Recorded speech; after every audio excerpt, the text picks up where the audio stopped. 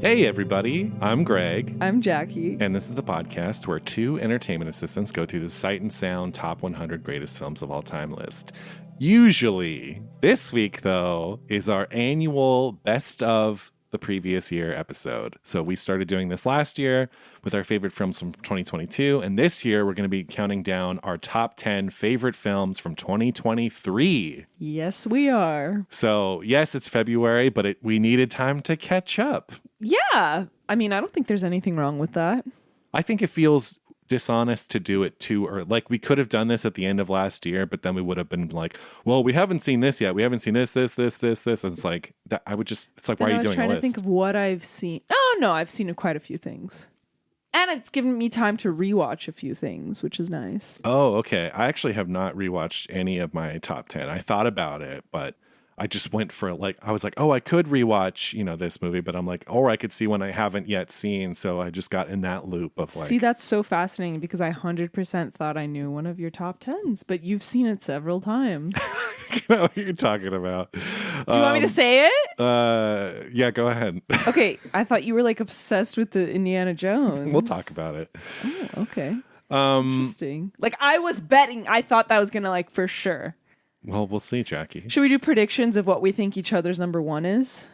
Yes. Also, don't look over at my. How about we? I'm not. Yeah. Don't look at mine. I'm not looking at yours. Okay, what do you think? We your don't know. number This is one secret. I think your number one is. I think It's your number hard, one is isn't it? Anatomy of a Fall. Okay.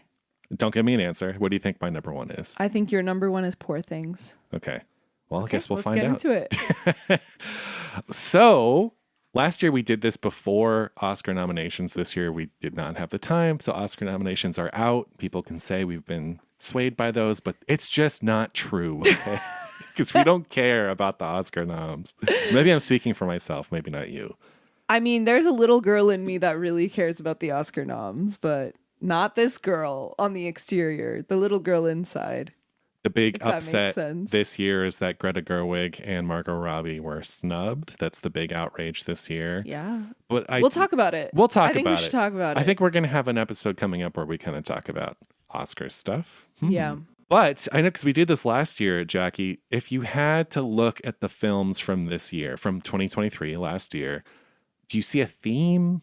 I remember 2022, we were like, it's movies about introspective movies that are kind of like self-reflecting and movies about Hollywood and stuff was like the big thing last year. What do you think 2023, if we had to? Is there a theme? I don't even know. Biopics. You had Oppenheimer and Priscilla and Sure. Iron Claw is a biopic. Sure. There was Air. Air. Oh, Maestro. There's a lot of biopics. Ooh, Maestro. I would say I'd say biopics or based on a true story. I mean, Killers of the Flower Moon is based on a true story. And That's true. I think you're right. I think it's based on true stories, biopics, and origin stories, like real life origin things. I feel like there's always biopics though. Yeah. There is always biopics. And they're always the awards movies, like Maestro. Yeah. Is there another theme I can think of? A more original theme? Europe? I don't know. Europe. I think it's kind of all over the place this year, actually. Yeah. But I think that's the closest thing. It's the biopic, the real, based on a true story thing. Yeah. Well, why don't we talk, before we get into it, our honorable mentions, let's talk about the films that we didn't get a chance to see this year that we missed, so therefore they're not included on the list. I mean, we will see them. I plan on seeing these movies. Why don't you go first? But I haven't seen Perfect Days by Wim Wenders yet. I haven't seen it either. I know, and I really, really want to. So Perfect Days, The Taste of Things by An Hung Tran. You've heard of this movie? Yeah, I haven't seen it. Really want to see it. American Fiction by Cord Jefferson. Those are the three movies I really want to see but haven't seen yet. I feel like you've done well if you only have the three that you haven't seen. There's a few more that were there's a few more. I feel like every year you do a slightly better job than I do of keeping up. I mean, you got to put that A-list to good use. Yeah, and Lord knows we did. What about you? The big one's Perfect Days, and I'm a big Wim Wenders fan. Have not seen that. I didn't see the new Steve McQueen documentary, Occupied City, which is like a 4-hour documentary about Nazi occupation in Amsterdam. Oh. And I've heard from my friend Jeff that it's like incredible. Really? But it's not streaming and it wasn't playing near me. And so I didn't get a chance to see it. I'm going to Amsterdam in like 2 weeks. That's and I would right. have loved to watch that before Well, you still can. Where? You said it's not streaming, right? Well, there are other ways. I don't know. I didn't see Return to Seoul. I missed that one. Pretty sure you saw that. I saw that, but that was like last year. Yeah, 2023. No, I saw that the year before. Well, it was. Are you sure? I included it in my best of last year. Oh, okay. Then maybe I got. Or I saw it. I'll tell you right now. I saw it. Definitely saw it last year, early last year, but it was from the year before. Okay, so I just looked it up on my Letterboxd. I saw Return to Seoul March in 2023, but it came out the year before. Well, so this is one thing to clarify too. Our list, at least what I did, which is what I did last year, is films released in the US in 2023. So that might have been a 2022 movie, but it didn't come to the US till 2023. I think it had, though. Oh, okay. Well, that one, I didn't look too deep because I just hadn't seen the movie, so I'm just including it on my... So I included that. I remember because I don't think I had seen it when we did our episode last year, but I saw it like the week after, March, whatever. Right. And then I remember I came on the show and I was like, I want to edit mine because I want to make that like number 2 or 3. Okay. I don't know what I made it. That's right. It's so incredible. I think about it all the time. I need to see it. I also didn't see the Iron Claw, and I've heard mixed things. I know you liked it. You'd like it. And I had some friends that were like, it's like I've heard, the two, like no one hates it, but I've heard like meh to like really ecstatic reviews. So I know I need to see it. I definitely want to see it. I just did not get around to it. I didn't see All of Us Strangers. I saw it. And that one I'm upset about because I've heard great things. And then American Fiction. It's the last one. Did not see American Fiction. It's the only, I think it's the first time that since they've been doing like the 10 Best Picture nominees, that's the only, when they announced the nominees, that's the only one I hadn't seen. I was like, I've seen. The only one I haven't seen. I've seen 9 of the 10. Okay. Is Ferrari nominated? No. So that's the films we didn't get to. Yeah. And yeah, just to clarify, the films, because if you do films that were released in 2023, just whenever, like that's when they premiered, a lot of the foreign films, like they'll premiere there first and we'll get them months later. So like if we don't do the released in 2023 thing, then we just can't include some of these on the list because we'll just never get the chance to put them on that year. So I think that's what most critics do. And that's what we're doing too. Did you abide by that? I did abide by that. Cool. is my short answer, because although it only really affects, we'll talk about it. Yes, I did abide by that. Okay. Well, I think we're ready to get into honorable mentions. Yeah. Do you want to go first? All of Us Strangers is one of my honorable mentions. Andrew Haigh. It's a really emotional roller coaster of a film. It's really, really moving and really fantastical. I think, honestly, like my top 10 was crowded and I didn't think it was going to be. But once I started actually writing down, I have a lot of honorable mentions. And this is the first one because I really, really, really liked it. Yeah, I highly recommend. Basically, it's just like I kind of wish the movie was fantastical like the whole time. Like there's something kind of at the end that like kind of breaks the facade that, But anyway. Oh, and let's specify too that no spoilers. We won't be giving any spoilers. Are no spoilers? Yeah, let's give no spoilers in this. Well, then how can we talk about things? We can talk about them in a vague sense. I'm just not giving away any big plot points. Okay, sure. No last minute reveals. Sure. That was one of my... What, should I name all of them? Yeah. And then, okay. I saw just a few days ago this film called All Dirt Road's Taste of Salt by Raven Jackson. Mm-hmm. It's a really incredible movie for anyone who loves hands. Like, it is a movie told in the perspective of a woman's hands, and it's her life told by her hands. It's really beautiful. It's like Tarkovsky memory telling. Like, it's not even storytelling because there's not that much story. It's more just literally sensory memories in a movie. I was really blown away. In fact, like I wish I saw it not at home alone on my laptop. On your laptop.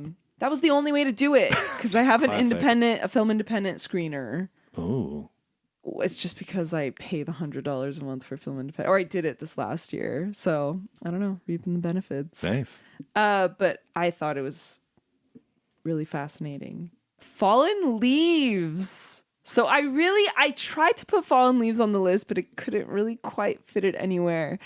But I just saw it this past weekend because it came out on Mubi, and I really, really liked it. I thought it was very special and very sweet. I'm trying to keep this brief. I saw Passages twice, actually. You've been telling me to see this. So it's on my honorable mentions. I just like more movies like this, please. Like, that's all I can say. I can already see how it's like becoming this contemporary art house classic. Like, I feel like it's already on its track to be that. And so I think that we have not heard the last of Passages. And I really liked it. I really enjoyed it. Again, there was like no room on the list, kind of. And then Iron Claw is my last honorable mention. Okay. Because, I mean, I was very moved by the story of brothers wrestling. And that in and of itself, I think, is a feat. So Yeah. those are my honorable mentions. Cool. Solid list. I think I have What about are the yours? same number. My first one, Godland. I want to see that. Add that to my list of things I haven't seen yet. Director Hilner Palmason. I want to see it. Yeah, great film. I think it's a Danish film that's set in Iceland. It's really good. Beautifully shot in that great Academy ratio. Killers of the Flower Moon. Wow, it's not on your list? It's not on my list. No, because ultimately, look, I really liked it. I know we talked about it when it first came out. I think maybe this was a case of like expectations being too high. When I went into this, people were like top 3 Scorsese. I was like, oh, so we're talking that, huh? And I saw it. I'm like, this is good. It's really good. But it just, it's good. It's a little long. And Yeah. I think towards the end, it starts getting a little lost in like the last hour or so. But obviously there's a lot to like in there. Lily Gladstone is really great. Falcon Lake is another honorable mention. Charlotte Le Bon's Falcon Lake, which is a really beautifully shot coming of age kind of love story with these 2 teens at this lake. I talked about it a few episodes back because I had just seen it. But yeah, there's almost this kind of like ghostly undercurrent underneath too. But it's just a really charming movie. The Holdovers. Holdovers. So again, I really liked this. I forgot to put it on my honorable mentions. That'll be, yeah. You can I'll add add it. that. Yeah. Go ahead. I'll allow it. Thank you. So yeah, The Holdovers almost made my top 10, and I can see this becoming like a holiday classic for me. And watching this, if not every December, like every other December. Really liked this. I love the Hal Ashby sort of throwback feel, and I think it's Alexander Payne's best movie in a while. Actually, you know what? That's not true because I really like Downsizing. And people crapped all over that movie, and they're like, that's a folly. I'm like, no, it's a good movie. I like Downsizing. Past Lives, honorable mention. A movie I liked. I don't think I liked it as much as other people. It very much felt like a first film. Like, I'm really excited to see what she does next. But for me, just didn't quite cut the top 10 material. And then the last one, and again, this isn't so much an honorable mention. It's just me putting in the word for this movie, but it's Indiana Jones and the Dial of Destiny. Like, I think it got a bad rap. It's not a great film. But you loved it. It's not on par. It's nowhere near the original 3, but it's better than Crystal Skull. And I think a lot of people just very quickly dismissed it. And I think it's better than most Marvel movies. Like, it had a soul, and it didn't feel, because it's on this like Disney product line, like, why it was made. But it doesn't feel that way. Yeah, and I know agree. Harrison, it was like a passion project for him. So you can feel that in the movie. So I like it. I've seen it 3 times. 3? I saw it a 3rd time because I was like, okay, does this go in my top 10? Yeah. So I turned it on to like see, and I watched it. And I was like, I don't think I would feel like if I put this on my top 10, it's good, but it's not that good. Like, I don't want to overcompensate defending this movie by putting it on my top 10. But it's an honorable mention. If you're an Indiana Jones fan and you've been putting off watching it because the internet says it's bad, just give it a shot. It's not going to blow you away, but like, it's good. Yeah. And it made me cry. So Yeah, it made me cry too. there you go. Well, with our honorable mentions out of the way, should we get into our number 10s on our top 10 list? Yes.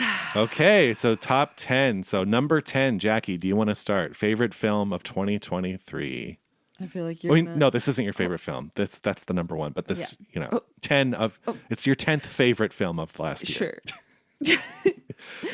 It's The Boy and the Heron. Oh, okay. So yeah, I have made it no secret that I hate birds. I very much hate birds, which I found out is called ornithophobia. That's right.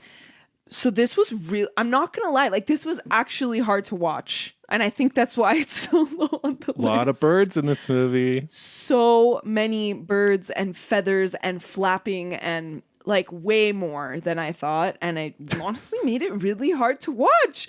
But come on. I mean, as a Ghibli fan, as a Miyazaki fan, this is like... It's stunning. It's just exactly what I wanted, minus the birds. Right. There's no other way to describe it. Like, it's like, I don't know. I think the thing about Ghibli movies is like they make you feel young, but they also make you feel sad. And this does exactly that. Yeah, that sense of wonder. Yeah, and Christian Bale and Robert Pattinson in it are great. I mean, Robert Pattinson more, but I just love Christian Bale. And I think because I love the dad. That's the thing. Like, I really loved the dad. And I mean, Miyazaki's always good at like humanizing all the characters, but I think he actually did a really good job with the dad, who could have very easily been like this kind of throwaway, not bad guy, but like, not one of the mains. And it reminded me of Petite Maman because like he sees his mom when he's little, and it's very touching and just wondrous to behold. And that's not an exaggeration. It's true. It is. So yeah. Cool. That's number 10. What's yours? My number 10 was on your honorable mentions. Oh, what is it? Aki Kaurismäki's Fallen Leaves. Yes. It was so good. Like, trust me, I tried to put it on there. It's tough to get it on. Like, it's cutthroat to get on the top 10. Maybe we should do 15. No, because you have to be discerning. Yeah, I really liked this Finnish, one of the legendary Finnish directors.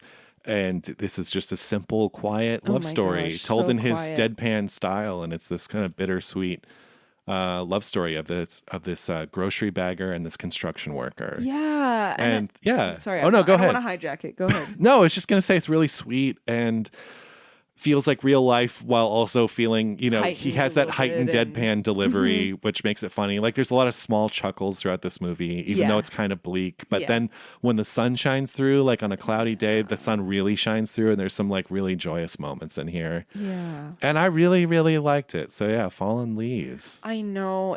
I really, really liked it too. And I loved the colors, and my heart like dropped and then came back up. Like, it's like you get all the emotions in it. Yeah. Like when the paper slips out of his pocket. I know. Without giving anything away. I know. It's so good. But it's just like classic. That's like classic romance. Like a classic film. Almost like a Fassbinder mixed with Wes Anderson. Almost in a weird way. Not Wes Anderson, more but like old Hollywood too. Sure. Well, in that way, Fassbinder, like in an Ollie Fears the Soul, where it's like influenced by Cirque almost, and like, really liked it. Very sweet movie. Me too. I was so delighted. And it's like 80 minutes. Are you kidding me? It's really good. 80 minutes. I love the friends. Yes. The friends are so good. Yeah, his coworker is great. Yeah. With his glasses at karaoke. Yeah, so good movie. Yeah. Number 9 is Priscilla. Sofia Coppola. How'd you know? You knew it was going to be number 9? I mean, I was just waiting for it. I thought it was going to be higher on your list, actually. This list was hard to construct. Take everything I say with a grain of salt. Take my rankings with a grain of salt. Why? Because I don't like ranking things. That's true. That's why I stopped doing stars on Letterboxd. I don't like picking favorites. How much did you deliberate very much over the order? This took me like 2 hours to figure out. Me too. Maybe. Probably more. I've had this list going for like 6 months, and I've like constantly changed positions. Kicked stuff off, brought stuff on. Priscilla hit me hard. It hit me hard like the day after I saw it. Strangely enough, I think I even mentioned this on the pod, but like, it really marinated well with me because it's like moments and like the costumes and these certain moments, like they live in my mind. Like, it's like I just saw it yesterday. That's, I think, the beauty of it. And that's why I think it's so it's on my list just because like it still lives in my mind, like specific things from the movie. And it's like, that's hard. I mean, I saw it not that long ago, but still.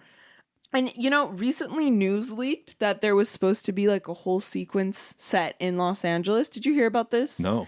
So the news recently leaked that there was going to be a whole section in Los Angeles because the book that it's based off of, Priscilla's memoir, details her time in Los Angeles, and that's really where she like finds herself and comes to her own. And like there was this whole section planned out. In the book, it's revealed that, you know, the scene where she's getting like a karate lesson? Mm-hmm. Her and that karate instructor were having an affair. Oh. We didn't even get to see that because Miss Sofia Coppola could not get funding for her freaking movie. Like, isn't that crazy? Yeah. I don't know. That was like the most grim news. There's been a lot of entertainment news in the past like 2 weeks. This has been the most grim news in terms of movie news that I've heard in a really long time, because how do you not give her whatever the hell she wants? And it just goes to show like what state the industry is in. And yeah, I wish those scenes were there because we need more of those scenes in the movie. But still, I mean, I loved the movie. This like the way she depicted like the Gilded Age and the Gilded Cage that she lived in, and like letting us into her world. And I mean, Sofia Coppola is a filmmaker who tells stories through images and objects and things. And I think that it's like, she just does it really well in this movie. Like we see her change before our eyes without a lot of dialogue or story. Like, I don't know. Yeah. But yeah. Speaking of Sophia, it just came out this week that Apple killed her miniseries. She was adapting Edith Wharton's Custom of the Country. And who was going to star? Florence Pugh? I think it's Florence Pugh. And the reasoning was like, it's an unlikable female lead. So like they cut it. Yeah. It's done. That's awful. I hope she finds a home for it elsewhere. I really, really hope she does.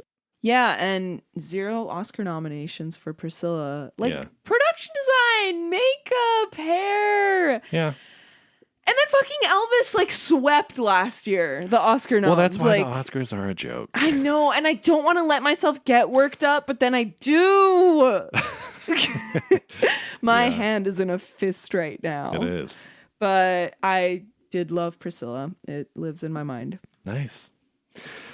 My number 9 is a certain Pink movie that everybody saw, Barbie. Nice. Greta Gerwig's Barbie. So yeah, I love this. I mean, it's a great movie. And yeah, the summer of Barbenheimer was definitely something to behold. I agree. This is clearly the better of the two films by a long shot. Mm-hmm. I mean, I think this will be remembered in a way that Oppenheimer is not. Mm-hmm. But yeah, this is the only reason this isn't higher on my list, because I think so much of this movie works so well. And again, maybe I just need to see it a second time, but I think that some of the Will Ferrell stuff goes on a tad too long. I remember thinking that in the theater. It feels like a little role, but then it keeps coming back, and he's just kind of doing the same thing every time. And yeah, I like Will Ferrell, but it's just like, that's my only note for the movie. Right. So much of it is so good. Right. And what a innovative film in the way that it's able to balance. I mean, it's a big studio movie based on a Mattel. Like, it's this corporate movie.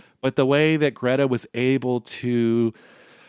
It has a soul. It still has like an indie soul in it. It's really imaginative. The sets are stunning. Her influences from Jacques Demy and everyone else is all over the movie. It's an incredible film. Yeah. Just so great. It's hilarious. Like, I laughed so much. Funniest movie of the year for me. I laughed through the whole movie. Yeah. It's so good. Yeah. Barbie, number 9. Great choice. I have a feeling it'll be coming up on your list. I guess you'll have to see. Okay, so my number 8 is One Fine Morning, or Un Beau Matin by Mia Hansen-Løve. So this was another, like, this came out in Europe, I guess, like 2022, but it came out in the US in 2023. It's now on Prime Video, so everyone please go watch it. It's a beautiful movie. And yeah, Mia Hansen-Løve is like quickly becoming one of my favorite filmmakers. Every single movie I've seen of hers I love, like instantly. It's not even like let me think about this. Like, it's like instant. And I think that it's just a deeply felt movie, and I don't know, like I'm going through the phase in my life where a lot of my older relatives are like passing away, and this movie is about a woman who has to like take care of her dad who has dementia, but she's also like falling in love with a married man, and she's a widow, and she has a daughter, but it's not sad. Like that's what I love about it. It's just super real, and yeah, a lovely French movie that everyone should watch. Léa Seydoux, like she breaks my heart in it. Yeah.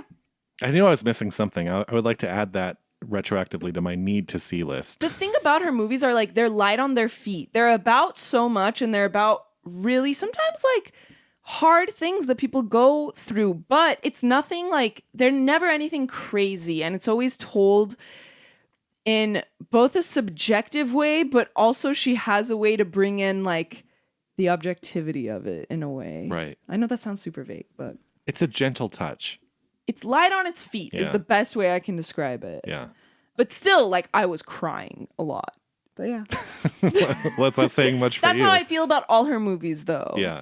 Because they're very subjective. They're told from a very subjective point of view. And yet, they're so light that it's like you can kind of see it from the outside. I think I've only seen Bergman Island. Oh. I could be wrong. Like, maybe I've seen more. And I thought that was great. Things to Come is... Okay. I'll check it out. Incredible. Okay, my number 8 is a $15,000 horror film shot in his parents' house, Kyle Edward Ball's film Skinamarink. So this is, yes, I mean, this is an avant-garde.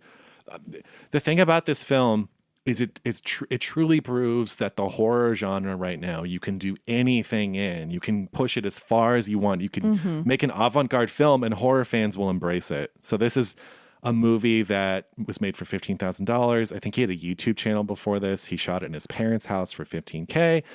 It did the festival circuit, and somehow it got leaked from a festival screening website, and TikTok got a hold of it.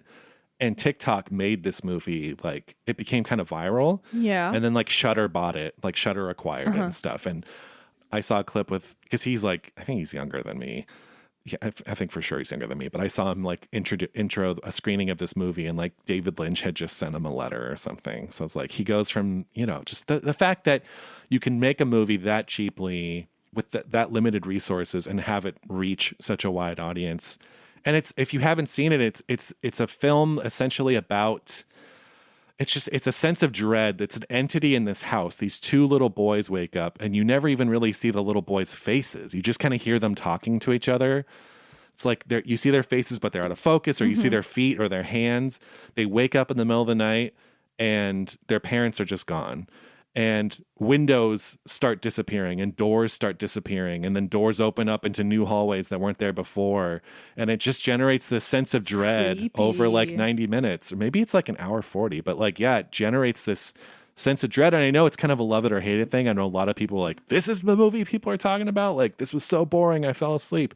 I thought it was great, and it was seriously inspiring to me. Just, you know, I've always loved the horror genre, and just the fact that you could do so much with so little. Skinamarink, really liked it. It sounds cool. Do you think I'd be too scared? No, you should check it out. But it's like very much like you have to watch it at night. You have to turn the lights off. You have to turn it up, because that's its mood is its power. So yeah, creepy. All right, number 7 for me is 1001 by A.V. Rockwell. Oh, I didn't see this either. I just can't wait to see what she does next, because this movie's incredible. And the second it was over, I was like, okay, great. Like, best first actress contender that I've seen. The lead is played by Teyana Taylor, who is a singer and a dancer and a choreographer. I know her music.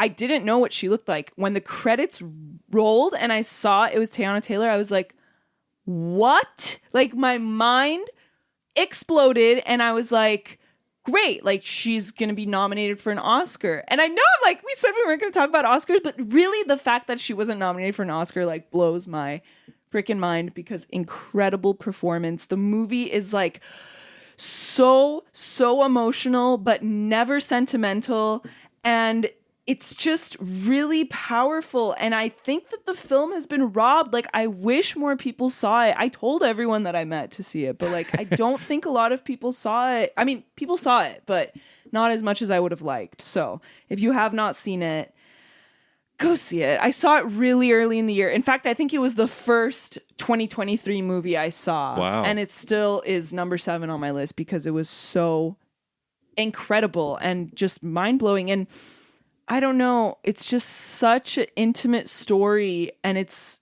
I don't want to give anything away. I need to see it. But yeah. I feel bad for not having seen it. It's really great. It's been out for so long. It's really, really great. I bet it's on like Prime Video. You can rent it, but yeah. Nice.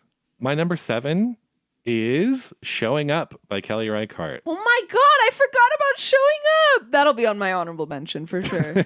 I forgot. So yeah, this is Michelle Williams in a great performance, truly great performance. Her and Hong Chow. Yeah. And they play artists that are sort of part of this like artist communal like place.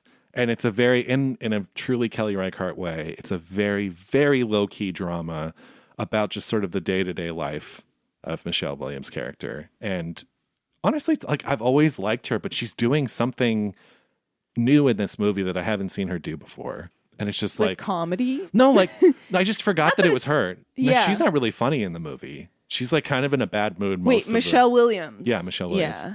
Hong Chow is funny, but Yeah. no, Michelle Williams. Yeah, just like I often forgot while I was watching this that it was Michelle Williams. Yeah, she's great in it. And it's just, it's a gentle, intensely character-driven drama. Again, if you like Kelly Reichardt, you'll love this movie. If you haven't seen it already, which you probably have. But yeah, it's so good. It's on my honorable mentions. So yeah, Showing Up. And talk about birds. Oh yeah, the bird. There's a bird in this movie that she much. nurses back to health, and it's Yeah. such a sweet subplot. It is sweet. I love her brother in it because it's the same guy from Past Lives, right? Oh, it's the husband. Yes, that's right. Yes. John Magaro, Yeah, that's him. Yep. That's him. who also is the husband from Past Lives. Yeah, and he's in First Cow. Yes. Yeah, so he's I a like Reichardt Showing regular. Up. It was a really good movie. Yeah, so I think we saw that mid-year. We saw that one saw it together. It was like together. mid-year, Yeah. but it stuck with me. And I know. on And the like list. I was saying off mic a little bit, I thought I saw 1001, in March, and I want to rewatch it because like, yeah, I remember it, but like, I don't know. It's hard. When we sat down to do this list, like, see, I even forgot about Showing Up. mm-hmm. So it's like, what really sticks with you? Yeah. You know Well, what I you mean? can do too, which is what I do, is I go on Letterboxd, I go to films, all the films Right, I of saw, and then I course. sort by recently watched, and I just go Right. down so that I don't miss anything. Right. Jackie, Letterboxd is a tool. It's at your disposal. Okay, my next 2 films I think are kind of tied. Like, I can't really distinguish which one is 5, which one is 6. Just pick one. Well, I guess 6 is Barbie. Okay. Yeah, everything you said, like, times 10, essentially. Barbie, like, it just hit. Like, just that. I know that's, like, simplistic, but...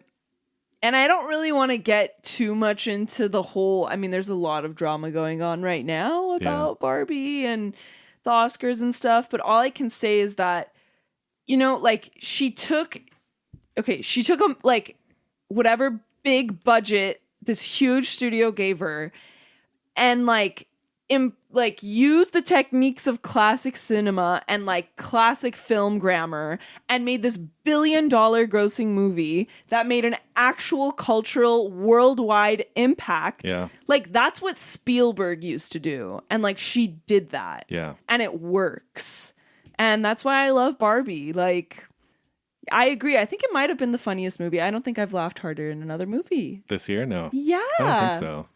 I don't think so either. It will go down in history, I think. Truly. Oh, for sure. Yeah. So I loved Barbie. Great pick. And so, yeah, I guess it's number 6. But also, like, my 6 and 5 are kind of tied. All right, we'll keep that Go in ahead. mind. My number 6 is Pacifiction. This is the film I from want to see that so bad. That's also on my list of what to see. Albert Serra's film. Yeah. So this was an incredible film with what's his name from The Piano Teacher, Benoit Magimel, however you pronounce his name, but the younger guy from The Piano Teacher. No.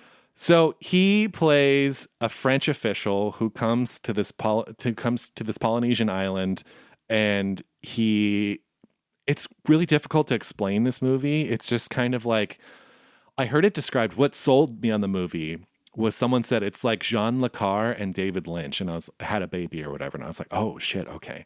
And it is kind of that. Like, there's a lot of kind of espionage going on the island. He's investigating different things. The whole word is on one of the islands around them, like the government is starting up like nuclear testing again, which was a thing and went on there through like the 90s. So it's like, oh, they're bringing back nuclear testing. And then it's like him getting involved with the lives of dancers and hotel clerks and club owners. And he just kind of circles this island, and it's shot in this beautiful, almost like Michael Mann from the 80s way, where it's like neon hues of the sunsets, and like the water is really blue and the jungle is really green, and it's like it has this otherworldly, droning, hypnotic feel, and it's almost 3 hours long, but it really pulls you through. It's on my list. I didn't know you saw it. When did you see it? I saw it like a week ago. Where? On Mubi. It's on Mubi.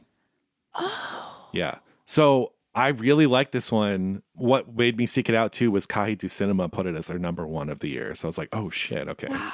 And Film Comment also had it high on their list. So I was like, okay, I need to see this. And yeah, I mean, honestly, the ending I wasn't quite prepared for, and I haven't seen any of Albert Serra's other films. And I guess usually his films are even like looser narratively, like they're very kind of just like enigmatic and obscure. This film has, because it has for most of the film like kind of a clear plot, and then it, without spoiling anything, maybe doesn't in the last act or whatever.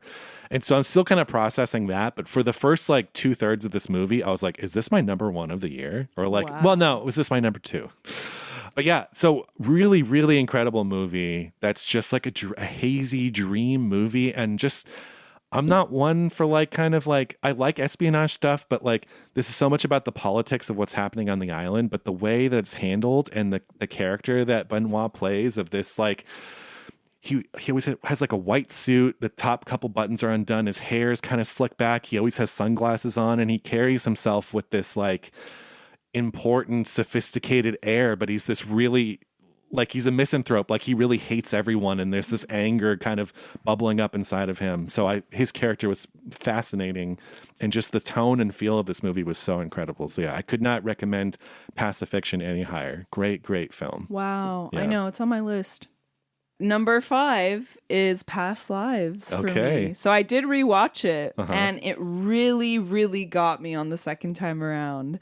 Like some of the images, they're like so evocative, and like puddles of water and the sunset and their neighborhood and Seoul. And when they're on their like date, like that statue that they're like playing with, and I don't know, the family coming to Canada and they're in the airport and it's that beautiful shot, and the gorgeous writer's retreat that they go on, and that house and the tree that they're sitting under. Like there's so many beautiful evocative images in the movie that really got me. And like details, it's the fact that the guy Hai Sung is like, he's always with his friends at barbecue, but then like as the years pass, like in the last time they go to barbecue, they're all wearing suits. And like, I never noticed that the first time. They're wearing suits with aprons on them. It's like super cute. And I don't know, I think Celine Song is amazing, and I can't wait to see what she does next. And the movie is just this really gentle journey. Like the moment the husband meets him in the apartment, like I was sobbing. Like, I don't know why. Like it really, really hit me because, again, it's the guy we just talked about in Past Lives. I mean, in Showing Up, John Magaro, who did an amazing job of just, like I said, kind of like in Boy in the Heron, like this husband could have been this character, this very recognizable like husband, but he's not, and he's so great, and it's such a smooth, gentle, sad journey that comes back at the end and hugs you like when they're hugging, and it's, I don't know, it's really touching and gorgeous. And also what I love about it is that all three of the leads, there's not a weak link. First of all, Greta Lee, amazing, and they're all just playing off each other so well. Like I've never seen like, or in a long time, I haven't seen 3 leads that are really in sync, and the way that they're playing each of their characters so real and so realistic. And yeah, I really loved it. Yeah. I think it's really definitely worth a rewatch. Yeah, I think so too. But yeah. And it is up for Best Picture, too. If it wins, I'll honestly be really happy. It won't. No way. What do you think is going to win? I think it's going to be like Oppenheimer or... Oh, yeah, Oppenheimer. Barbie or something. I don't think it's going to be Barbie. I think it's going to be Oppenheimer. Or maybe even Killers of the Flower Moon. Yeah, I think Oppenheimer still. Cool. My number 5 is Zone of Interest. Jonathan Glazer's Zone of Interest. So this one, like, laughably took me forever to see, just because the Vista Theater here in LA, in Hollywood, had this film exclusively for a while, and they had a 35 millimeter engagement because they only show movies on 35. And it came out just before Christmas, and I wanted to go see it before Christmas, but I didn't have enough time. Then Christmas happened, and we went out of town, and we came back, and we tried to see this movie several times, and it just like didn't happen. Like we planned to see it, and just whatever, life got in the way. So I felt like by the time I finally saw this, like I had just been frothing at the mouth to see it because I love Jonathan Glazer, and it's been a decade since his last film, which is Under the Skin, which I think is maybe the single greatest movie of the last 10 years. I don't know. So I was really excited to see this, and I liked it. But here's the thing. I mean, I liked it a lot. Clearly, it's my number 5. It is a multiple watch kind of movie. I only saw it the one time. There's a lot to sit with in the movie.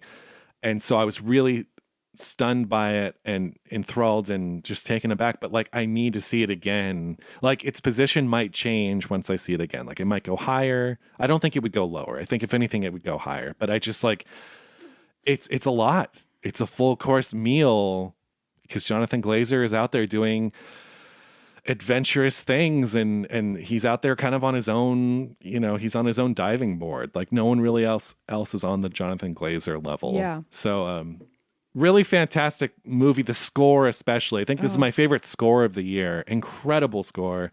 Yeah, which really makes the movie. Yeah. I don't know do I have much else to say about Zone of Interest. It's just, yeah, it's a powerful movie, and I think one that deals with, we talked about this, I think, when I had first seen it, about how if you're going to make a movie about the Holocaust now, you have to do something different with it. You can't just repeat stuff that's been done. Same with war movies, like because it's been done to death. So it's like he really does bring something new to it. In almost like a Chantal Akerman kind of way of like setting your camera in a house and just observing these people living their lives, these Nazis who live right next to Auschwitz, literally like right up against the wall. And of course, there's some really powerful imagery of like the garden in the backyard where just on the other side of the fence, you hear screams. Yeah, barbed wire and screams. And it's like they're diving off into the pool and they're like growing things and they're like having lemonade and stuff. So yeah, very powerful movie, handled very well. Zone of Interest. It's my number 4. Oh, okay. Number 4. I think this is probably the movie I admire the most of the year. Do I want to sit and watch it again? No. That's the thing. So like, it's kind of hard because I saw it at the Vista. I wasn't that close to the screen. I didn't know there were going to be no even medium shots, let alone like close-ups. I was like pretty far and I was on the sides. So I want to see it again just because of that. But I don't want to see it again. Like, I almost want it to just live as I saw it. Because, like, and the reason I admire it so much, it's because, like, the belief in your vision you have to pull this off is crazy, I think. The form and the function in this movie are, like, so tied. Like, the movie's theme is the way it's shot. Yes. And I think that is, like, no other movie of this year and, like, no other movie in a really long time. Just in the fact that, like, that is the movie. Like, the way it's shot is the movie. Yeah. And so the way it was shot was actually 10 cameras that were just set up and scenes were playing out. Like, that is it. It was observation. It's like someone compared it to like HGTV. Oh, yeah. And totally. Of course it's about, just like the daily dormant lives. Evil and So I loved it. I was floored. I was shocked. Like, I actually lost my shit. I think I lost my shit in the middle of the movie. And like, I turned around when it was done and I was just like, and then I wanted to get the hell out of there because the music is so scary in the credits. Yeah. But it's like, what kind of emotions did that bring up in me? I was like, oh, like just thinking about it now, I don't know. But I was doing some research for this episode on it. Like, I wanted to learn more about how it was made. So the cinematographer, it's Lucas Zal, who is the Polish cinematographer who did Ida and okay. Cold War. Like Got it. two of I love and worship both of those movies. But how different from those? I mean, of course, those are very specific, and it's Pawlikowski, and like, I don't know. I just like, of course he did it. Like when I learned it was him, I was like, of course. Yeah. Like that guy knows what the hell he's doing. He's the master of the 4x3 too. And also, you know the scene with like the girl hiding food Yes. in the construction site? Yes. So I didn't know this, but basically when Jonathan Glazer wanted to make the movie, and it was all shot within like the real Auschwitz, like within miles of the real Auschwitz, he wanted to find people who still lived in the area who were alive during the Holocaust. And he found this old woman. Her name was Alexandra. This reminded me of Shoah. Remember when we did Shoah? So he found this older woman. He met her when she was 90 years old. Her name was Alexandra. And she told him, like, oh, I used to go and hide food. Like, she used to do that exact thing. And so he was like, I need some North Star in this movie. Like, this movie makes me so miserable that I need something. I need some light. I need some spark of humanity. And so he decided to include that subplot of the girl who leaves food at like the worker's site. And so he didn't use, I know I'm going on a tangent, but just because we're never going to have a chance to talk about Zone of Interest. And like my mind was blown when I read this and I was like, oh, this is just, so the movie is shot with no movie lights. It's all natural lighting, bulbs that they would have had back then. But they wanted to shoot these scenes at night with no lighting. So the only way they could do it was thermal cameras, like army grade thermal cameras is how they shot this. But then in the process, he was like, it was actually really beautiful because we're just filming heat and like she is heat, right. You know, like yeah. In all of this cold and desolate and awful hellhole, like they're shooting heat and she's like placing food for them. And I just thought it was like, I thought that was incredible. Yeah. And also there's a scene in it where she finds a piece of music hidden in a tin can. See, I don't know this because I don't think I caught it when I watched it. Did you notice that? The piece of music? No. So she finds a piece of music in a tin can when she's putting food there. And then there's a scene where she's at her piano. That I remember. Yes. So she's playing the music from the tin can. Yeah. And the music she's playing was actually written by a prisoner while he was a prisoner. Wow. He survived.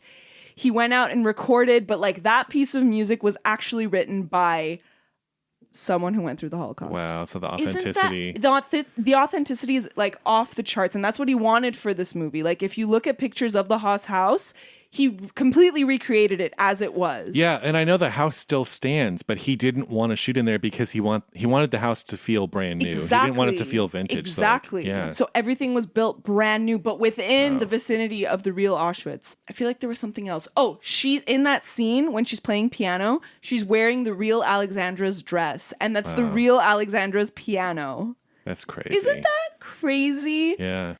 No, there's no better film about the banality of evil. I think it's just like, I think so too. yeah, it's like an anthill. It's like you're watching an anthill in that movie. The way that it's shot with the different cameras placed everywhere, and it's just like them going about their lives. They're really mundane. The people that live in the house. That's it. Like that's the movie, and that's what the movie's about. And yeah, I don't know. Powerful stuff. Really, I think it's the movie I admire the most the whole year. Yeah, in a long time. Well, and like I said, it's my number 5, but it could vary. If I see it, which I will see it again, it could go up. I don't know. I want to see it again too, but at the same time, like I don't. Like I left there saying, like I never want to see that. Oh, again. really? Yeah. No, it's fine. I mean, no, it's devastating. Of course, I just saw Threads for the first time because we did it for film club, and that ruined my fucking day. And I was like, that's a great film, but I never want to see it again. I've never seen it. It's great, but it will truly fuck up your day. Wow. I mean, I left in a somber mood from Zone of Interest, but like, I definitely want to see it again when I can, like when it's streaming or whatever. So, yeah. So that's your number 4. That's my number 4. Sorry, I talked so much about it. But No, it's okay. Fascinated by we're in the top 5 now, so it's like films that we're really passionate about. My number 4 is Godzilla -1. So yes, I love the Toho Godzilla films. I've seen a good chunk of them. I've seen more than 20, maybe 25 of the Toho Japanese Godzilla films. So I'm a big fan. the last proper live action Godzilla film from Japan was in 2016 with Shin Godzilla, which was sort of a reinvention of the series. It was it was like how Godzilla came to be again, but it was like kind of an experimental film in the way that like it's very much about the bureaucracy and like the red tape. And so it very much goes into a satire on how slowly a government can react to like a disaster. And that was so much the appeal of that movie. This film, also kind of not a reboot, but just like, as it's in the title, -1, it's like Godzilla from the beginning. Almost in a way a remake of the first film, the Ishiro Honda 1954 Godzilla. This movie is, I just can't say enough great things about it. First of all, yes, the hype is real. The movie was made for what they're saying now is $13 million, which is a fraction of even like the marketing budget for like the Eternals or whatever. Like it's a fraction of the budget. And the fact that they're able to create this big, loud, like blockbuster movie on that much money is astounding. And I think every Hollywood movie should be embarrassed right now because like it shows what you can do. I think like, I kind of call this year's Top Gun Maverick. I love Top Gun Maverick too. I like this more than Top Gun Maverick, but what that did too, and that made my best of list last year, is it just tells a simple story and tells it cleanly and clearly, and you know what the stakes are. And I think we've lost that in all these like superhero movies. You don't feel the stakes of anything. Like worlds are ending at the snap of a finger, and it's like, who fucking cares? And so you really feel the destruction in this. This is told, it's a post-war story. It's a period film. And it puts the character work in. It really puts the character work in. And you care about these people. And when Godzilla does show up, they bring the sound and the fury, like they're proper big Godzilla scenes, but they're used sporadically so that it's a character story first, like the way that Spielberg did with Jaws. Like it's the same idea. Like you get invested with the characters and then Godzilla will enter from time to fuck shit up. But it's just as a Godzilla fan, it's a great homage to the original film. I think it's just like a great film in general. I know a lot of people who aren't Godzilla fans that went to see it. Like my sister has maybe seen 2 Godzilla films in her life and she loved it. And she was like texting me about it, and she never gets excited about movies. Wow. So sorry, Julia. But yeah, she like really loved this. And I think it's a great film that is just setting a new standard for what the big summer blockbuster can look like. And they've just done a black and white version. I think it's called Godzilla minus color. I could be wrong. Oh. But it's out in theaters right now. I might go see it again just because I want to see what it looks like in black and white. But yeah, Godzilla -1, my number 4. Great. Nice. I want to see it. You should see it. Add it to the list. Go see the black and white version. Should I? Do you think that's smart? Or I think see the original I feel first? like the black and white might be it might suit it better because it is this Really? like post-war movie. So cool. My number 3 is Killers of the Flower Moon. wow, you're number 3. Isn't that crazy? Yeah, like, but that's kind of crazy for me. I'm here for it. Yeah, so like I left Killers of the Flower Moon with like my fist clenched, and I love that it's just an unflinching expose about America by a director at his height. And it's like, you know how we talk about Ozu, or Ozu talked about himself, and he's like, I make tofu. That was his quote. He was like, I make tofu. You come to my movies, you know what you're gonna get. It's tofu. If you want something else, you go out for something else. So like I just feel like this movie was that familiar, like, you want Scorsese, you're getting Scorsese. It's like a history movie about like bad people doing horrible things and getting reprimanded for it. But of course, they don't get that reprimanded for it because of the subject matter itself. And it's so heartbreaking the way he did that and the way that he himself appeared in it at the end. Like when he shows up at the end, I was like, it's great. It's a great ending. It's great. Yeah. And even he himself has talked about, because he is the culprit, like of kind of, I don't know, like glamorizing the suffering of Native American people. And like he said, he felt like he had to go in there and like be the person in that scene because he himself felt like a culprit. And like, but it's like, it's Scorsese doing that, his Scorsese thing about an important subject. And just like everything is top notch and it's familiar faces. It's like these Scorsese faces, and I don't know. And like, Yeah. Okay. So like he talked about, how it's, like Native American stories have been exploited for entertainment, and like for worse or for better, this movie is entertaining. And so it's like It is. all of these ideas, and so like I just feel like he hasn't done anything very interesting like that in so long. Like, You don't think so? no, I didn't like The Irishman at all. Like I didn't What about really. Silence? I haven't seen it. Oh, I think I you should would like watch it. though. I know. What about Wolf of Wall Street? Yeah, I mean, I like Wolf of Wall Street. It's fun, but like this is important. Yes. I don't know. Like this is America. And I was really, really blown away by it. And I was obviously blown away by Lily Gladstone. And yeah.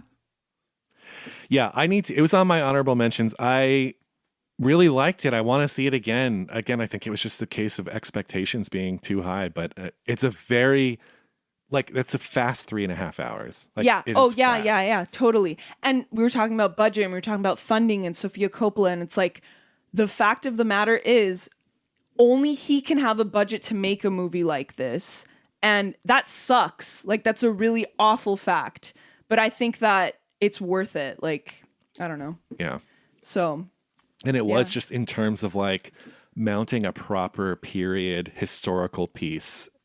Because with that much money, it really feels authentic. Right. And it's just like, we don't really get historical. Exactly. Like, we just don't. Exactly. It's Or not they're a popular bad. thing. Yeah, or they're bad. Exactly. So. It's a great movie. I thought it was really great. Like I left it and I was like angry. Yeah. Yeah, it's all about how you leave movies, I think. Yeah. Like Zone of Interest, I wanted to get the hell out of there. This movie I left angry. Yeah. But yeah, go ahead. Tell me your number 3. My number 3 is Anatomy of a Fall. Nice. Justine Triet. Great film. Obviously, this won the Palme d'Or. This is very talked about in a lot of hushed tones, and sure enough, it lives up to the expectation. Again, if you haven't seen it, it's a story of, in the very, very beginning of the movie, it's a family, husband, wife, and son, who's like, how old is he? Like 12? Must be 13. 13 sounds right. And the husband falls out of a window. And the whole premise of the movie, it's like a 2.5-hour movie, and it's an investigation into, did his wife kill him or didn't she? Because the boy goes for a walk, we're with the boy comes back, and the dad is just... He discovers his dad. He discovers his dad in the snow, dead.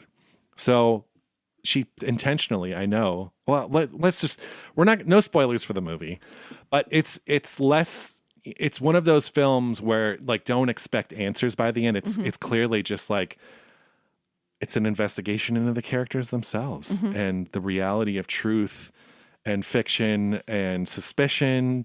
And God, what's the actress's name? And she's also in Sandra Zone of Hüller. Interest. She's incredible Yeah. in this movie. And the kid is incredible. I know. The kid, that's one of Milo the best Grainer. child performances I've seen agree. in a long time. He's incredible. I totally agree. So yeah, it's absorbing, it's riveting, it's quiet, but it's like quiet, and there's like half of the movie is like court scenes, but it's so riveting. That lawyer, the prosecution lawyer, is incredible. It's so good.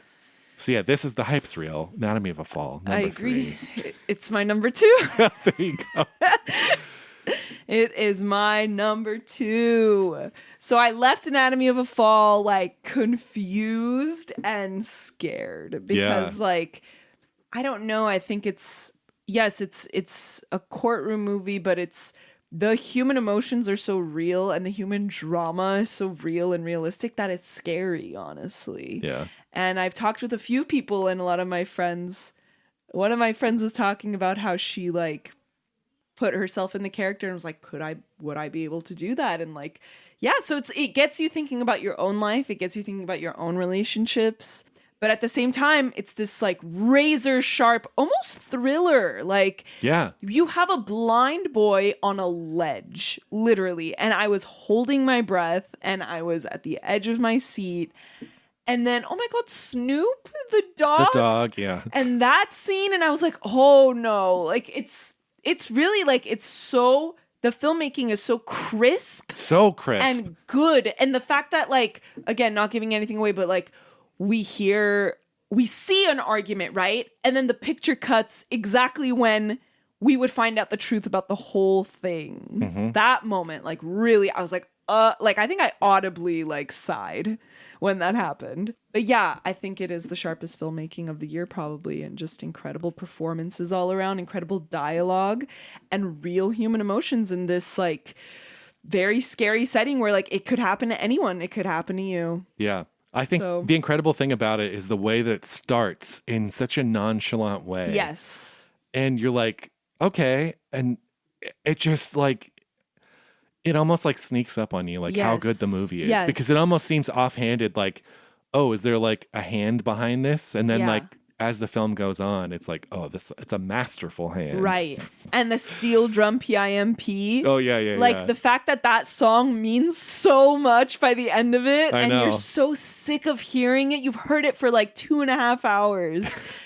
I don't know. She just really knows what she's doing. It's a great film. It almost reminded me of like Adam McGowan a little bit, right? Almost like the Sweet Hereafter or something.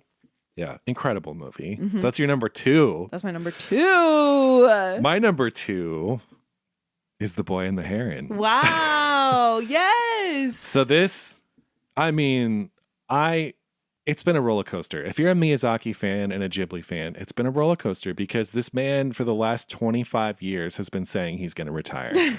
Princess Mononoke in 97, he was like, that's it. I'm done.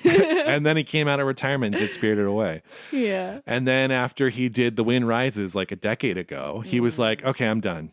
And I remember seeing that and being like, taking it in, like, okay, yes, of course. I went to see it at the El Capitan Theater and everything. And what an appropriate, like, goodbye movie that is. Yeah, and I was like, okay, this feels right. Like, it feels like an older filmmaker saying goodbye. It's kind of a historical piece. It ties in his career-long fascination with flight and airplanes and things. And it's like a normal adult drama, really. Yeah, it's almost more of like a Takahata film. Like the other master at Ghibli, who's since passed away, it was Miyazaki and Isao Takahata. And Takahata was responsible for like Grave of the Fireflies and Only Yesterday, like the more serious, grounded adult movies. Not to suggest that Miyazaki wasn't making serious, adult but movies, just more adult, more less fantastic. And things.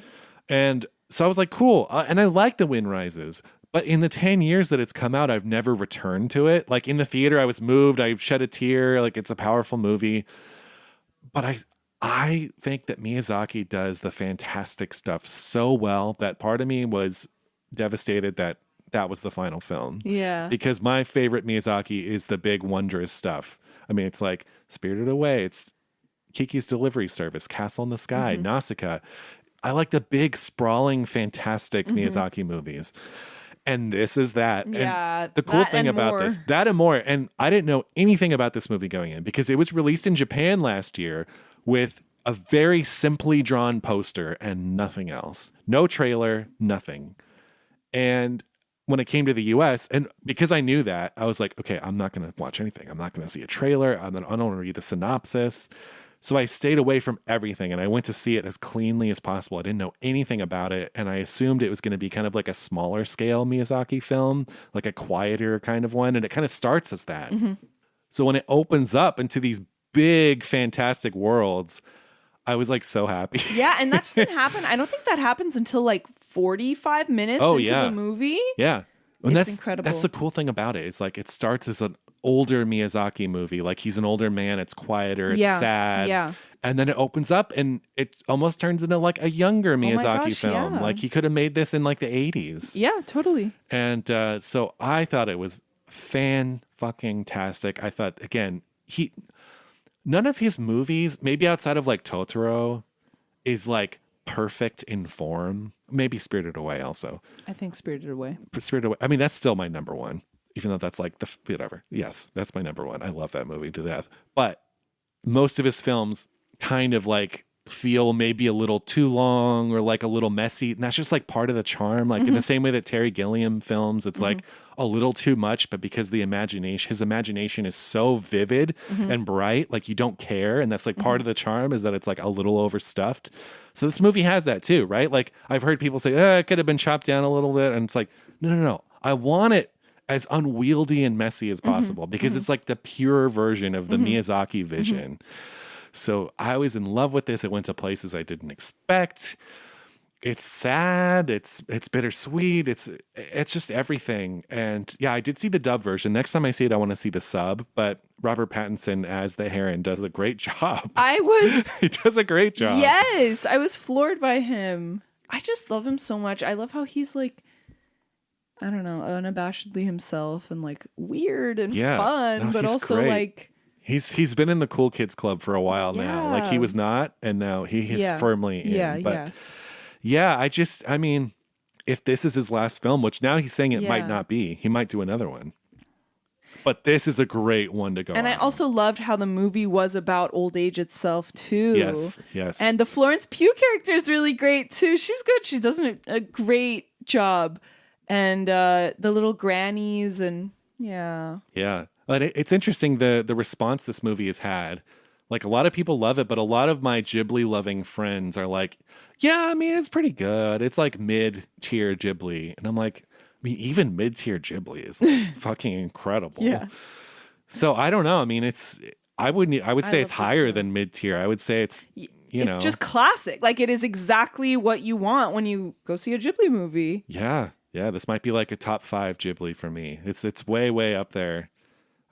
Great film. Yeah. Like truly exhilarating filmmaking, and just another example of how animation is great and you can do so many things with it. And I think before this, like they showed a trailer for that DreamWorks movie Migration or something. Another bird movie. Yeah. And that movie is just so crude and crass and dumb looking, and it looks cheap, and it's honestly embarrassing. Like, it's why would embarrassing. they play that before this? And then you see this movie and you're like, God, this is what animation can really do. I remember because the trailer song is Out of the Woods by Taylor Swift, and I remember I'm like, what the hell is this? That movie looks terrible. And they played it before, I know. I will say someone was snoring the entire time when I saw it, and so it was really frustrating. I'm looking forward to seeing it again. Yeah, I'm really looking forward to seeing it again. Yeah. Great film. It's just exactly this. It's the same Ozu thing. It's like you go for this and you get this, and that's how I felt about that and Killers of the Flower Moon. Well, and it's like a pinch yourself moment. I felt it when I saw Killers of the Flower Moon. Like pinch yourself. Like Scorsese is still around. He's still making great movies. Mm-hmm.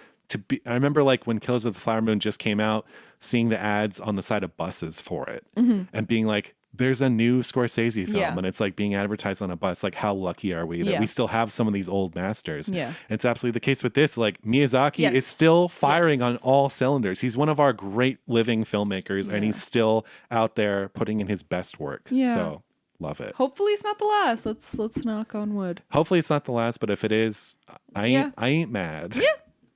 Well, I think we might have the same number one. Should we say it on 3? Yeah, let's just say it. Ready? Mm-hmm. Poor things. Jinx. Yeah. Why don't you go first? Poor Things. This is a movie. So I was talking about how I like left every movie, right? I left this movie giddy and also like my faith in movies was a little bit restored. Yeah. That's why I think I love it, and that's why it's number 1. And I was like, it's so weird. There's like, is it weird that my number 1, is it normal or is it weird that my number 1 is something that made me happy? I think it's normal. I'm surprised that this is your number 1. Why? I expected it in your top 5. Why not number 1? I don't know, because I think traditionally, I don't know, because I feel like the really big, weird, unwieldy movies, like sometimes you're like, oh, I like it, but I feel like you gravitate towards clean and realism, which is why I thought Anatomy of Your... Although I guess pretty close if that was your number 2. Close, yeah. Sorry, continue. No, nothing. It's just so wholly original and hilarious and smart and interesting and still like a piece of art. Like it's all those things and also it's still art. And that's why I love it. And it made me happy. And just this idea of like a woman with a clean slate brain and a second chance at life and sex with zero inhibitions. Like what an amazing twist on Frankenstein is like all I can say. But it's still so full of heart. Like the fact that the monster and the doctor love each other and he's this like father figure to her. And he's the one that's like, no, go out into the world. I'm not going to stop you. And it's, It's incredible. It's so fun, and I don't know. And it's important. You know, it's about female sexuality and the reality of sex. And it's laugh out loud funny, and it's really a whole package. And I couldn't have asked for anything else, I don't think. Yeah. I completely agree. What do you think? Yeah, I think as soon as I saw this movie, I was like, oh, this is by far my favorite movie this year. Yeah, and it's not me even close. Too. It's the whole package. It's like you said, I've always liked Yorgos Lanthimos the most. Sometimes I think he's almost become his own genre. Mm-hmm. And I've seen them all and I've liked them to varying degrees, but I always at least like them. And I've even, I started with like Dogtooth and stuff. And this wasn't really on my radar. I think his last couple I liked, but I didn't. The last one I like really loved was The Lobster, I think. I liked The Favorite a lot. I love The Favorite. Killing of a Sacred Deer was decent. Mm. So this wasn't like super, like I wasn't like, oh my God, I can't wait for his next film. But I think like this is his masterpiece. Like this is where he takes his whole thing to the next level, right? Yeah. Like he's given this big budget in a way that, like, first of all, just the fact that a movie this weird and bold has such a budget. Like, I don't know exactly what it is, but it's high enough to, like... It's got to be. The whole movie takes place in an alternate universe. You know? It's like... It's a Terry Gilliam movie. And I love that it's an alternate universe, but it's still Earth. Like, it's still like, this is London. Lisbon. And this is... No, and this is Greece and Paris. So I love that about it. It is just... staggering. I agree. Like, it is so fucking good. And I think too, it's a crossover hit. Like, it's not in the way that like The Lobster and The Favorite were kind of like art house favorites. Mm-hmm. This is crossed over, and I feel like it's like a mainstream movie. Right. Like, everyone is seeing this. Right. And embracing it. Yeah. Because it's fucking hilarious. And I think when you put Emma Stone and Mark Ruffalo and stuff in a movie, you get the people, Willem Dafoe, of course, like he would be in this, but like... I know, he's so great. Yeah, but like you would expect him in this movie. Right. But like Mark Ruffalo and Emma Stone, like those are big and you're getting names. You're now getting like the multiplex crowd coming into this movie. Yeah. And I think they're all embracing it. And I think that's a beautiful thing because it's big, it's weird, it's really bold, it's lots of sex. It's very European minded. So like I know there's been some outrage with the scene where like, you know, not to give too much away, but there's a point because so much of the film is about her sexual liberation and exploration. There's a scene where she briefly works at a bordello, and this guy brings his 2 kids in because he wants to show them how it's done. And I know some American audiences have been like outraged by that, which I think is so funny. Like, fuck you, and go to another movie. Like, it's a fucking story. Yeah, it's just a fantastic film. Like production design. The costumes, everything of the casting is beautiful. The score is big and weird and wonderful. I love the score. It's so good. The look of the movie, there's like fisheye lenses. Yeah, those like animals in their house that are just wandering around. A duck with like what's the head? It's like whatever, those like creatures that he makes and him, like his face. And the bubbles that come out of his mouth. The bubbles are so good. Yeah. And how the carriage is, it's just like a horse's head on like a motor car. It's so funny. It's just fucking great. And of course, Emma Stone. Emma Stone. She is... To play this movie. I've always loved her. I've always liked her, but I'm not I was never like looking forward to what she was in next. But after seeing this movie, I'm like, okay, you've officially gone to the next level for me. Yeah. Like this is a fearless performance. I was going to say fearless. Fearless. And the fact that she has to play a woman who's mentally a child, like a baby, to then like an adult. And she has to play everything in between. Right. And they shot this movie out of sequence. Oh, that's hard. So she had to like calibrate each time. Like, okay, what part are we at in the story? Okay, I need to be this old mentally. Yeah. It's just it's a performance that starts as like weird and wacky physical, like Buster Keaton stuff, like silent comedy, that then evolves into something completely different. And she's like in medical school. Yeah, it's like, fucking beautiful. It's crazy. Oh my God, this is a miracle of a movie. It is. I agree. Totally. I have not felt this way about a movie since 2019 with Once Upon a Time in Hollywood. Yeah, I love it. And I love that I didn't know, and I loved how the trailers didn't give that much away. I don't even think I saw the trailer. Well, I must have seen it at like A-List when I was seeing a movie at AMC, but it was very vague. I didn't know it was like this like Frankenstein story. Yeah. Yeah. My God. It's incredible. It's a miracle. It is a miracle. It's a miracle that it exists almost. And that it did this well. Yeah. And I think is a modern classic already. I think people will be still watching and talking about it 20, 30, 40 years from now. I agree. And it, again, I, in a way, like, feel bad for Yorgos Lanthimos because it's like, how do you follow that up? Yeah. And I know he'll find a way. He's already shot his next film with Emma Stone. Oh, really? I think they've already shot it. Oh my gosh. I'm like, I almost hope he tried to do something completely different. She's just the perfect actress for him. Yeah. I think she's fantastic in The Favorite. I think I love The Favorite. Like I like it The too. Favorite. I like it too, and I liked it when I saw it, but I just haven't thought about it much since. It was really important to me when I saw it. Like I loved it, and I watched it, and I read it, and Olivia Colman is so good. But no, I mean, it's just like we don't make these kinds of movies anymore. These weird movies that feel mid-budget, and the fact that this one has this, like, again, I don't remember the last time a weird kind of sci-fi film like this was made. Like a truly weird. Mm-hmm. Like, it's not that it's sci-fi, it's just that it's like the dressing, right? It's like, because it reminds me of Jean-Pierre Jeunet and Terry Gilliam and stuff. And we don't get these movies anymore. Yeah. We really don't get them. Yeah. So, and it's not, I don't love it because it feels like a Terry Gilliam movie, but it just has that grandeur of weirdness that, like, and of course it's its own thing. And it's such a Yorgos film, like 100%. But it's just like him on steroids. Like, him to the max of his powers. It's just like, oh my God. And I didn't see where it was going. No. At the end, I was very shocked. Honestly, the whole film, I did not know where it's going. And that's like a truly beautiful thing to have. And Mark Ruffalo is fucking hilarious. He's really good. Oh, God, it's good. Yeah. Now I want to watch it again. It's so good. It's just so funny because it's like, it's not tailored for American sensibilities at all. Because there's a lot of sex. Yeah. Americans are very prudish. Like, there's a lot of things in it that should be like, you know, potholes or something. Right. It's crossed over. So I know. Anyway. Well, I don't think it's like who made the movie? Like, what is the, like, was it produced by an American company? So no, it was distributed by Fox Searchlight. Okay. But it was made in Europe? Yes. So, yeah, that's something. Poor Things. Shared number one. I love that about this, that we share a number one. But I think, to conclude, just like more full packages. Yeah. That sounds so Please, is it so hard to do?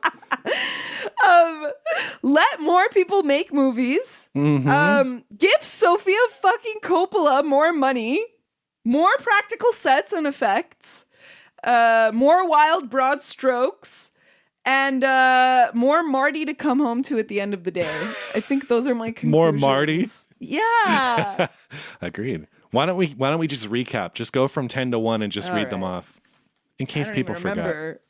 The Boy and the Heron at number 10, 9, Priscilla, 8, One Fine Morning, 7, 1001, 6, Barbie, 5, Past Lives, 4, Zone of Interest, 3, Killers of the Flower Moon, 2, Anatomy of a Fall, and number 1, Poor Things.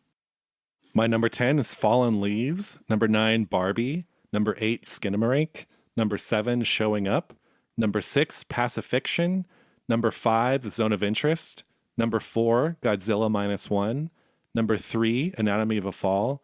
Number 2, The Boy and the Heron. And number 1, Poor Things. We have good lists. Yeah. I feel good about that. We have variety. It's great that we had the same number 1. I know. That's what but see that I left Poor Things knowing you were going to like it. Nice. Yeah. You know me. I do. It's almost like we have a podcast together where we talk about films. But the thing, I saw the funniest tweet the other day. It was like, I hope Poor Things doesn't win Best Picture because then my parents are going to see it and call me and tell me how much they hate it. Oh my God. So true. Honestly, so true.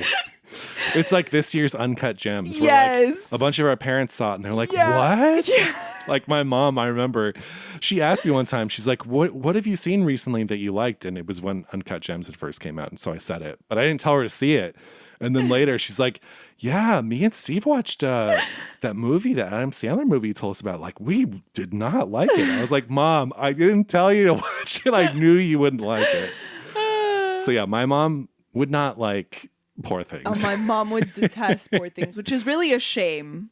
It's a shame because I think there's some things about it she'll like, but she can't do those sex scenes. Well, This was our favorite films from 2023 episode. If you have any comments, if you're mad at us, if you're happy, whatever, leave us a comment. If you're listening on Spotify, there's that Q&A thing for the episode. You can leave a comment there. You can leave a comment on Instagram, or you could even DM us. Or email us.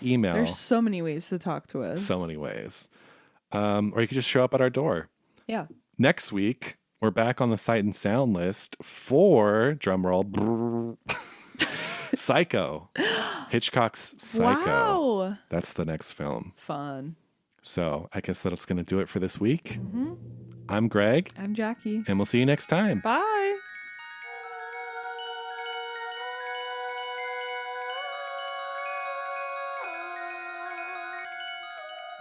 Special thanks to the patrons at our highest tier, John Pennington and Cynthia Fordwell. Seen and Heard is an official podcast of the Arroyo Film Club. We'd love to hear from you. If you want to drop us a line, you can find us on email at hello@seenandheardpod.com or on Instagram @seenandheardpod.